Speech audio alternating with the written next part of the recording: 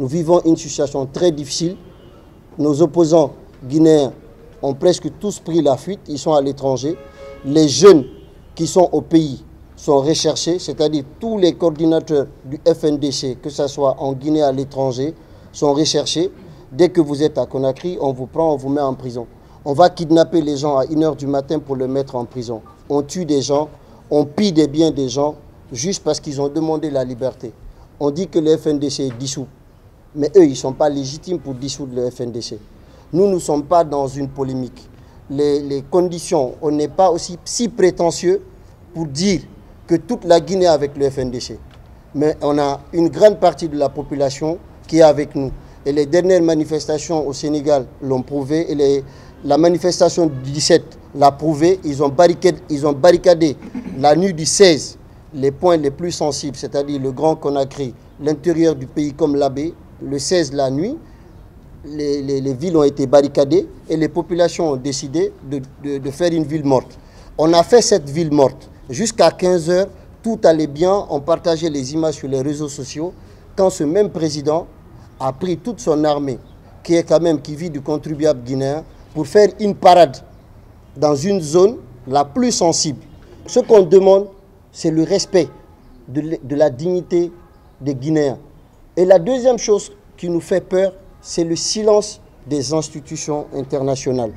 La CEDEAO, on a vu en 2020, quand le Mali a eu un problème, 4 ou 5 chefs d'État, le lendemain étaient au Mali. Au même moment, la Guinée était en train de brûler. Il y avait le président, l'ancien président du Niger, qui était sur le point de partir à Conakry avec le président ghanéen, à un moment donné, qui ont annulé leur vol. On ne sait pas pourquoi. Nous sommes en 2022.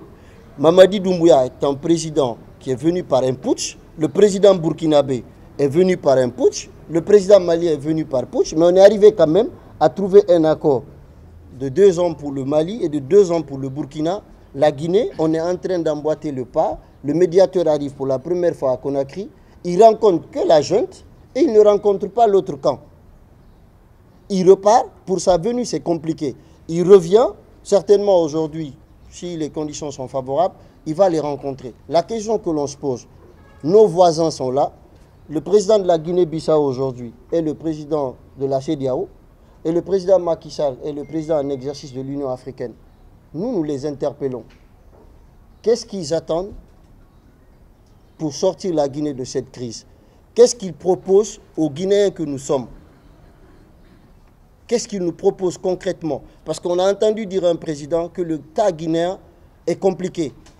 Si le cas guinéen est compliqué, en quoi ce cas est compliqué? Qu'on nous l'explique. Parce que la majorité de la population ne connaît pas ce qu'ils appellent les institutions, cette forme. Les Guinéens ne demandent pas grand-chose. Se nourrir, se vêtir, se soigner, avoir la quiétude et la paix. Doumbouya est un opportuniste. Opportuniste pourquoi? Parce qu'il a surfé sur cette dynamique de cette jeunesse guinéenne qui a eu à un moment donné, de l'histoire pris ses responsabilités au sein d'une organisation qui s'appelle le FNDC pour changer le cours de l'histoire de son pays qui ne cesse de sombrer d'année en année entre la main de tel homme politique et de tel homme politique. Dans ce climat, sur cette vague, un militaire a surfé pour prendre le pouvoir. Toutes ces promesses sont tombées à l'eau. Qu'est-ce qui se passe, Doumbouya? Il faut arrêter. Il faut respecter les Africains. Il faut respecter les peuples. On ne parle de putsch qu'en Afrique. C'est aberrant. Qu'est-ce qui se passe? Rendez la Guinée aux Guinéens.